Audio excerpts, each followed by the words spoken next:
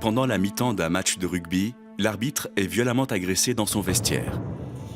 Il est plongé dans le coma. Si tout laisse penser que cette agression est liée au match qu'il est en train d'arbitrer, pourquoi Paul tient-il ce pendentif dans la main? Cet homme cacherait-il des secrets qui pourraient le mettre en danger?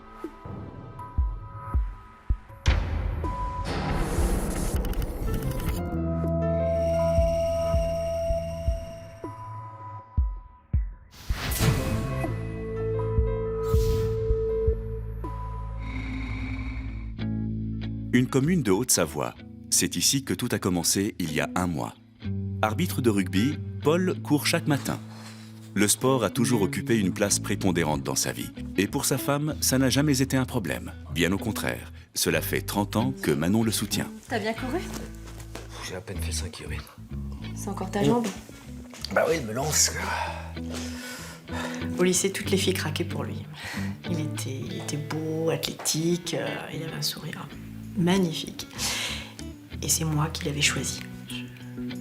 Des fois, je me disais que c'était qu'un rêve. Et j'étais tellement fière d'être sa femme. En même temps, je me sentais terriblement redevable envers Paul. Le couple s'est forgé dans l'adversité, après un terrible accident de la route il y a 25 ans, qui a grièvement blessé Paul à la jambe et compromis sa carrière de rugbyman. Au volant du véhicule, Manon ne se l'est jamais pardonné. Alors à ce moment-là, j'appelle le kiné. Mais non, ça sert à rien. Bah, ça te soulagerait au moins. Mais non, écoute, je vais m'allonger, je vais prendre une douche. T'en mets pas, j'ai l'habitude, tu sais. Ah. C'était un grand espoir du rugby. On a connu le pire avant de connaître le meilleur, c'est-à-dire notre mariage. On s'aimait, on a tout affronté ensemble. Ce qu'avait connu notre couple en aurait brisé plus d'un, sauf que nous, on a tenu bon. À défaut de faire une grande carrière de joueur, Paul est donc devenu arbitre, aux grandes dames de Christian, entraîneur d'un club local, convaincu que Paul veut l'empêcher de remporter le championnat régional. C'est encore vous qui dirigez cette rencontre? Bah oui, pourquoi? Parce que je sens que je vais encore perdre. Vous nous êtes peut-être pas bien entraînés. Faites pas le malin. Les derniers matchs que vous avez arbitrés, vous n'avez pas compté les fautes qui nous ont fait perdre. Vous pouvez pas me voir, je le sens bien. Qu'est-ce que je vous ai fait? Je vous affabulez. Je fais aucun favoritisme. En vérité, vous n'avez pas les gagnants comme moi parce que vous êtes qu'un loser, même pas capable de faire une carrière. C'est minable de vous en prendre à moi, c'est une vengeance mesquine. Bon, écoutez, je suis impartial, je suis honnête et je ne tolérerai pas qu'on le mette en doute. Bah voyons.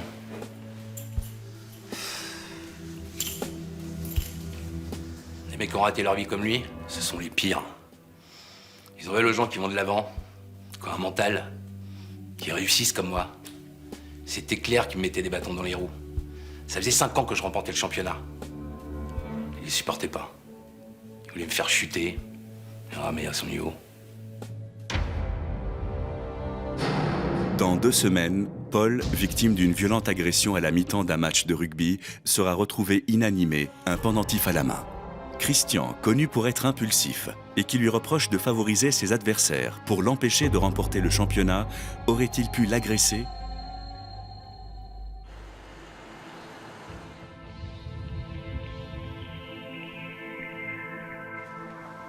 Paul est-il aussi intègre qu'il le prétend? Une chose est sûre, ce n'est pas un mari très fidèle. Cela fait plus d'1 an qu'il mène une double vie avec Béa, une séduisante jeune femme de 33 ans qui passe sa vie dans les tribunes. Ça va pas? Non, rien. J'ai juste de me prendre la tête avec un mauvais perdant. Bon allez, on va chez moi après le match. Ah non, je peux pas, j'ai un dîner avec les parents de Manon. Mais t'as qu'à dire qu'il y avait des prolongations, elle n'en saura rien. En plus, elle met jamais les pieds au stade, y a personne qui va lui dire quelque chose. Franchement, allez, lâche-la, reste avec moi. On te rendra jamais heureux en plus. Par contre, moi... Bon, écoute, Béa, c'est compliqué. Tu sais, je peux pas la quitter comme ça après 25 ans de mariage. En plus, elle est prévenante, généreuse avec moi, tu comprends? Bon. Il faut que je réfléchisse. Faut toujours que tu réfléchisses. Allez, tu peux comprendre.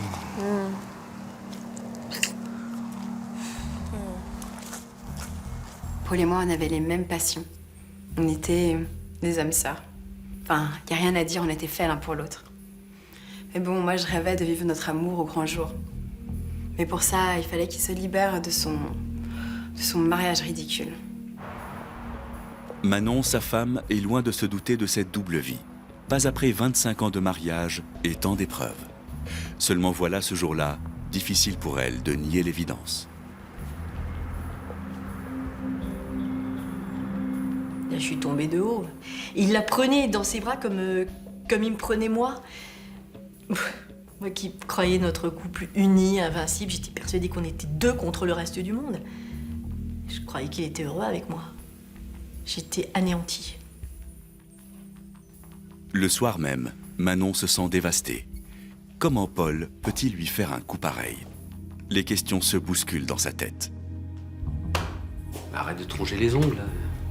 Une jolie fille comme toi qui se ronge les ongles, c'est pas très joli. Paul, est-ce que tu m'aimes? Bah, bien sûr, quelle question. Je sens bien qu'il y a quelque chose. Mais qu'est-ce que tu veux qu'il y ait, là? Je t'ai vu, avec cette fille. Mais quelle fille? Écoute, dis-moi la vérité. J'avais envie de pleurer alors que j'aurais dû hurler, lui envoyer des assiettes à la figure, crier contre tous ses mensonges. Mais j'étais perdue. Oui, tu parles de Béa.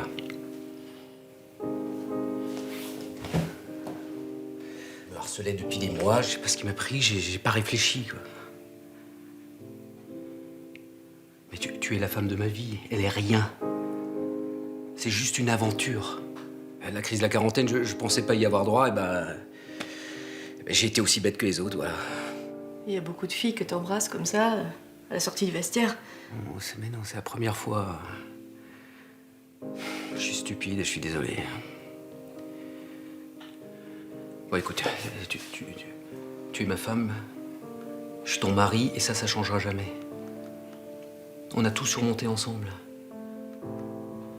Je t'en supplie, faisons encore face ensemble. Allez, viens, ça suffit. Je me suis raccrochée à la seule certitude que j'avais, j'aimais Paul. J'avais tellement peur de le perdre. Il m'a promis qu'elle était rien pour lui, que ça se reproduirait plus. Alors je l'ai cru.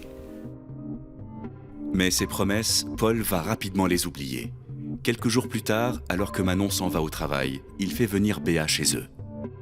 Paul n'entretient pas seulement une relation adultérine avec la jeune femme, il a aussi besoin de s'être habitué des terrains de rugby pour une combine qui lui rapporte beaucoup d'argent. On va parler sur quoi? Le prochain match que j'arbitre donne l'équipe de Vernou gagnante avec une cote impressionnante et on mise tout sur l'autre équipe. Ouais, on va se faire une montagne d'argent. Comme d'habitude, 20% pour toi, ma belle, et puis le reste, tu me le rapportes. On avait mis au point une combine infaillible. Paul faisait perdre une équipe grâce à son arbitrage et on misait sur l'autre. Hein, c'était le jackpot assuré. Et moi, j'allais parier pour lui, comme ça on le soupçonnait pas. Enfin, il m'avait proposé cette arnaque il y a 6 mois. Et je pense que j'étais la seule personne en qui il pouvait avoir confiance. Donc, c'était plutôt flatteur. Mais au-delà de l'argent, ce que Béa veut avant tout, c'est Paul pour elle seule. Elle en est très amoureuse. Un événement va peut-être l'aider à le convaincre de divorcer. Je n'y crois pas. C'est trop beau. Je vais être maman. Avec ce bébé, il allait enfin m'épouser. Enfin, il n'avait pas le choix. Il allait lâcher sa femme pour s'occuper de nous, de notre petite famille. La chance était avec moi. Mais bon, pour en être sûre, j'avais décidé d'aller voir sa femme pour tout lui dire. Enfin, pour mettre les choses au clair.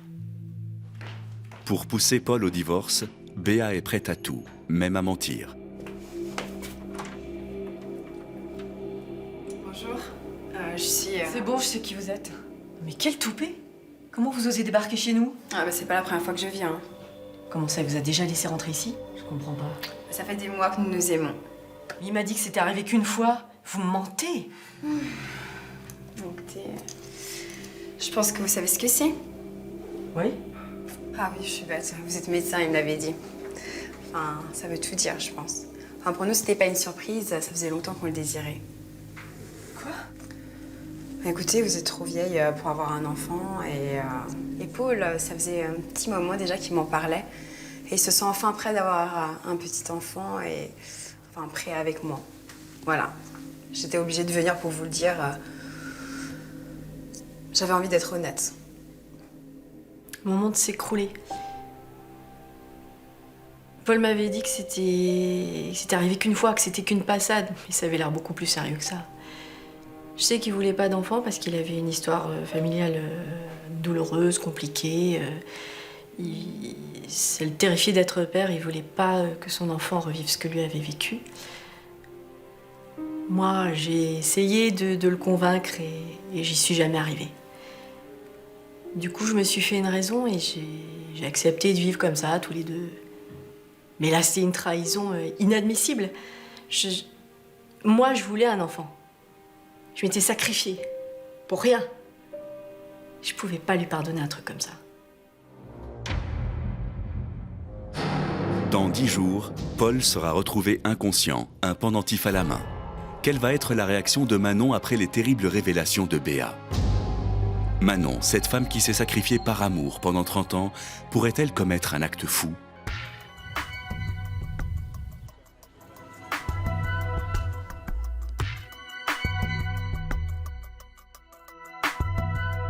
Alors bien, qu'est-ce que vous faites là, ma belle?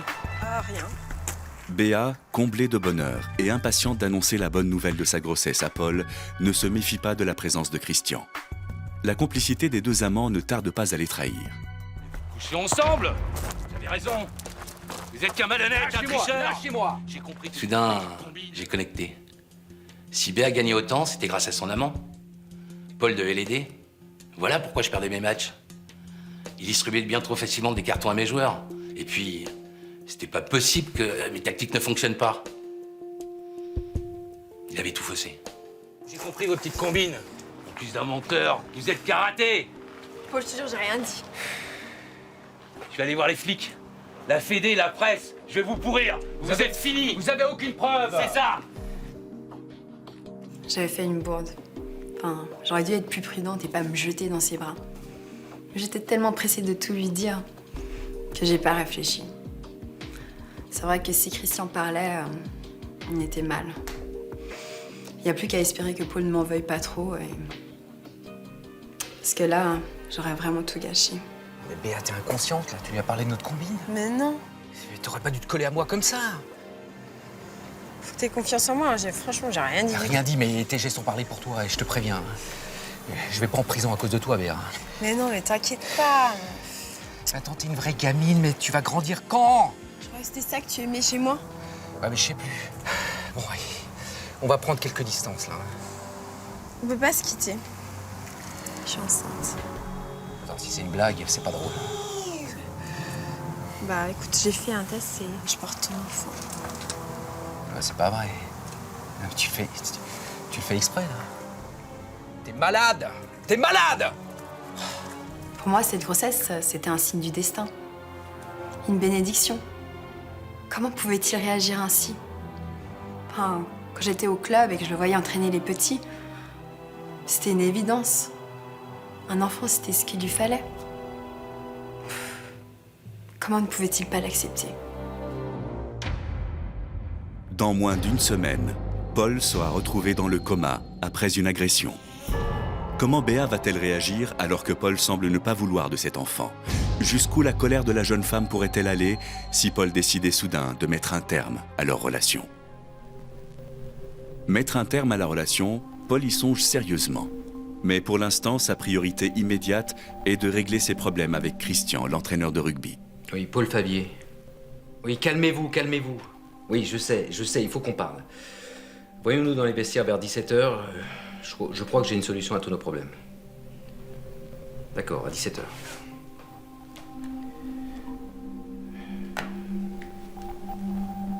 Pour éviter que ces combines de paris truqués ne soient révélées, Paul a un marché à proposer à Christian. Alors? Ça fait quoi d'être sur la touche? Bon, Christian, vous êtes en colère, je comprends, mais je crois que j'ai une solution pour régler notre petit différend. Petit différent? Et vous rigolez ou quoi? La prochaine victoire, je vous l'offre. Dimanche, votre équipe va gagner. Et le championnat comme ça, offert sur un plateau, vous pouvez pas le refuser. Mais contrairement à vous, je suis un homme honnête, moi. Écoutez, si vous perdez ce match, on sait tous les deux que votre club vous reconduira pas dans vos fonctions, vous allez être viré. Et là, de toute façon, si vous n'êtes pas allé à la police me dénoncer, c'est que vous avez envie que je vous propose un arrangement. Mais moi, j'ai pas envie de faire de la tôle. Vous n'allez pas faire de tôle, je fais pas de tôle non plus. Allez, c'est sans risque. Faites-moi confiance. Sans rancune. Ok. Allez.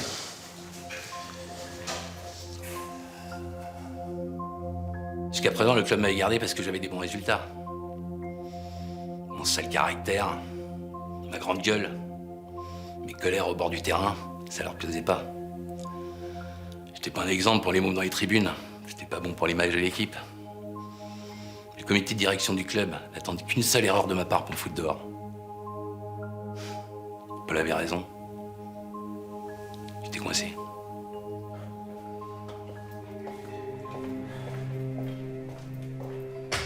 Une nouvelle fois, Paul pense être tiré d'affaire. Mais de retour chez lui, il doit affronter sa femme. Manon n'en peut plus. Les dernières révélations de Béa l'ont anéanti. Ce soir-là, elle compte enfin lui dire tout ce qu'elle a sur le cœur. Non seulement tu me trompes, mais en plus tu lui fais un enfant. C'était ça, votre petite embrassade dans les vestiaires? Attends, comment tu sais que... Mais Béa me l'a dit. Elle m'a balancé son test de grossesse à la figure. Démasqué, Paul se perd dans de nouvelles explications mensongères. Il n'y a rien de sérieux entre nous. On en a parlé, elle va avorter. Elle a avorté? Elle est d'accord? Mais oui, elle est d'accord. C'est toi que j'aime. Moi, je voulais un enfant. Toi, t'en voulais pas. J'ai attendu que tu changes d'avis. Si j'avais su que t'étais capable de changer d'avis comme ça, mais je t'aurais supplié à genoux et tu lui dis oui à elle. Mais je lui dis pas oui à elle, on va se séparer. Elle m'a demandé de choisir. Bon, j'ai choisi toi, évidemment. Mais comment je pouvais lui faire à nouveau confiance? Il avait l'air tellement sincère, puis moi j'avais tellement envie de le croire. J'étais complètement perdue. Il fallait absolument qu'on retrouve la force de notre couple, fallait qu'on se dise tout. Manon va alors révéler à Paul un douloureux secret. Tu te souviens, il y a 10 ans, quand j'ai eu cette grande fatigue un été? Oui, je me souviens. Tu semblais déprimé par ton travail. Enfin, tu semblais à bout, oui. J'étais enceinte. Je savais que tu voulais pas d'enfant. Je l'ai pas gardé parce que je voulais respecter ton choix.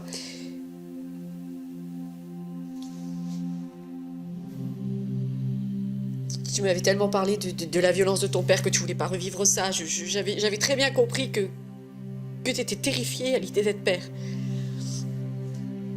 Bah, tu aurais pu m'en parler, non? On aurait pu faire ce choix à deux. Je sais pas, j'aurais pu réfléchir autrement, non, mon amour? Mais non, toi, tu vas être père. Et moi, je serai pas là pour t'accompagner.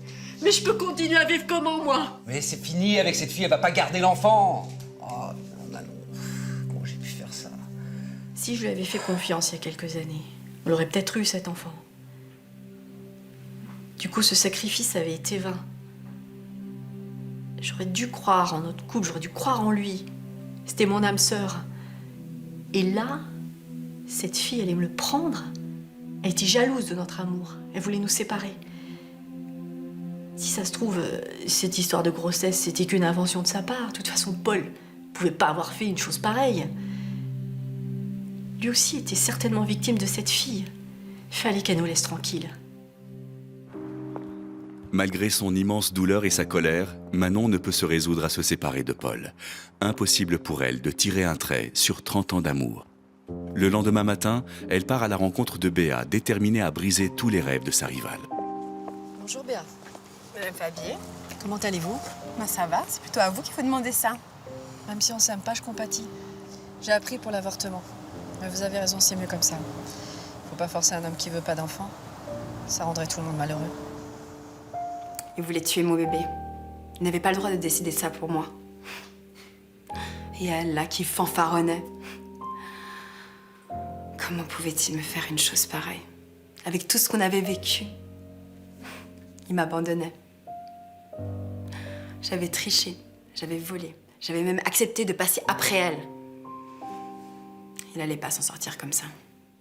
Béa refuse d'abdiquer. Je ne sais pas ce qu'il vous a dit, mais à moi, il m'a dit qu'il va vous quitter. Il a même pris contact avec l'avocat pour votre divorce. En tout cas, moi, je le crois. Et il m'a même offert ce pendentif. Et il arrête pas de me parler du bébé. Je vous crois pas. Je me demande si cette histoire de grossesse n'est pas que dans votre imagination. Vous pensez que je mens? Vous savez quoi? On a même des idées de prénoms. Lily, si c'est une fille, Et Nathan, si c'est un garçon? Nathan, mais c'est le prénom de son grand-père. Oui, je sais. C'est pas possible, il peut pas m'avoir menti. J'ai bien peur que oui. Je savais que ce prénom, il l'adorait. C'était le prénom de son grand-père, celui qu'il avait sorti des griffes de son père. S'il avait dû choisir un prénom, c'était celui-là, pas un autre. Qu'est-ce que j'étais naïve. Après sa confrontation avec Manon, Béa, elle aussi, est sous le choc. Paul n'a pas du tout l'intention de fonder une famille avec elle. Et la jeune femme n'est pas au bout de ses désillusions. Alors, Christian, vous pariez sur le prochain match? Bah, c'est plus facile qu'on est sûr de gagner, n'est-ce pas? Comment ça, sûr de gagner? Il vous l'a pas dit? Il me laisse remporter ce match en échange de mon silence. Alors je me suis dit que j'allais faire un peu d'argent de poche comme vous. Je suis étonné qu'il vous ait rien dit, je croyais que vous étiez associés. C'est pas possible. Il ne voulait pas de notre enfant. Et en plus, il me doublait. Il me faisait maintenant affaire avec Christian. Je pouvais pas me permettre d'accepter une chose pareille. Il me mentait. Il pensait qu'il avait pas besoin de moi. Eh ben, il se trompait. Je lui étais indispensable. Et il pensait qu'il pouvait m'effacer de sa vie comme ça. Non. Jamais. En tout cas, j'allais pas me laisser faire.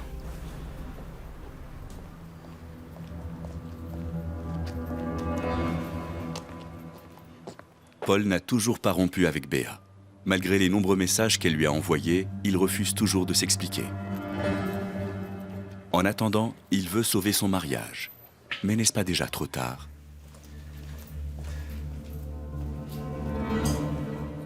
Je suis d'accord. D'accord? Comment? Je comprends pas. Bah, j'ai croisé Béa tout à l'heure, elle m'a dit que t'étais allé chez l'avocat pour organiser le divorce. Je pense que t'aurais pu m'en parler d'abord. Mais bon, finalement, t'as peut-être raison, c'est mieux comme ça. Mais non, mais Béa fabule complètement. Je veux que tu restes ma femme. Tu me trompes tout le temps, je sais même plus si je veux encore être avec toi. Écoute, je suis allé chercher ça ce matin pour te prouver mes sentiments. Je sais que je fais n'importe quoi en ce moment, mais je vais me reprendre. Prends-le. Regarde. Ouvre. Ouvre-le. Un cadeau qui va précipiter le cours des événements. S'il te plaît. Il est très très beau. Je l'avais déjà repéré.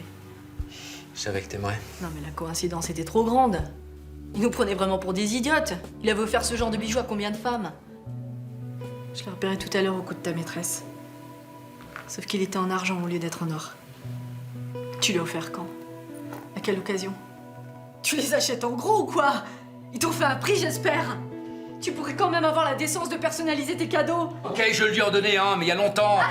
Je te remercie de me rappeler que ça fait longtemps que tu me trompes. Non, c'en était trop, ça pouvait plus durer comme ça. Si je continue de lui pardonner ses outrages encore et encore, j'allais me perdre. Je voulais plus être la femme soumise qu'il avait fait de moi. Dans moins de 24 heures, Paul va être retrouvé inconscient. Mais qui l'a donc agressé? Manon, qui semble décidée à lui faire payer tous ses mensonges? Béa, trahie par cet homme qui ne veut pas fonder de famille avec elle et qui veut la pousser à avorter? Ou Christian, désormais impliqué dans ces magouilles de paris truqués?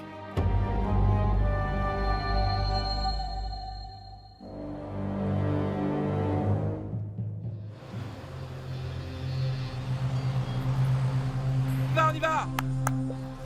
Nous sommes le jour du match tant attendu par Christian. La victoire a été arrangée avec Paul. Seulement voilà, la première période ne se déroule pas tout à fait comme prévu. Je venais de recevoir un appel de mon club. Il m'avait mis la pression. C'était la victoire ou la porte. Et dès la première mi-temps, on encaissait 2 essais litigieux. Il me faisait perdre. J'étais piégé. Je pouvais pas aller le dénoncer. Il m'avait fait rentrer dans sa combine. Si j'allais voir les flics, je tombais avec lui. J'avais rien vu venir. À la fin de la première mi-temps, Paul regagne son vestiaire. Sa femme Manon est à ses côtés. On va faire comment, Paul? Je voudrais que ce soit comme avant, mais c'est plus possible.